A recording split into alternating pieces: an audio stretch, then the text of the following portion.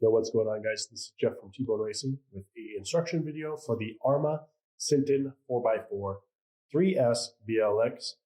Quick note on that, this bumper set, both front and rear for the Arrma Sentons, will fit the Senton 4x4 and the 3S. We redesigned the whole kit, the brace and the block and everything, so now it fits. So we'll go ahead and get on it. First thing, take the body off, and you've got your stock guy here. Go ahead and undo the two screws that go to the bulkhead here, and then the two screws on the bottom. I already did so. And this guy pops off on that side. We've got a hinge pin cover here that stays on. And so the first thing you'll want to do is take this guy. This is your brace and your block. You've got two button heads that come with the set. And your block's just going to come here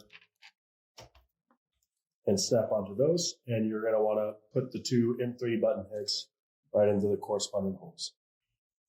Okay, as you can see, I went ahead and attached that block and brace via the two M3 button heads.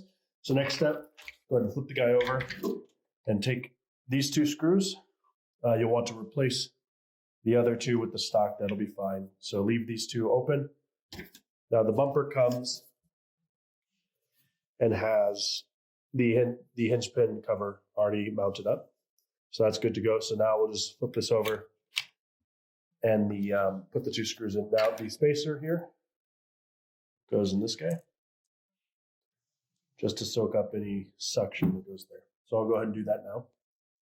Alrighty, guys. So I put those two screws in with the spacer, and last but not least, flip it around again. We just want to attach the brace to the bumper using two M3 10 flathead sockets and M3 lock nuts.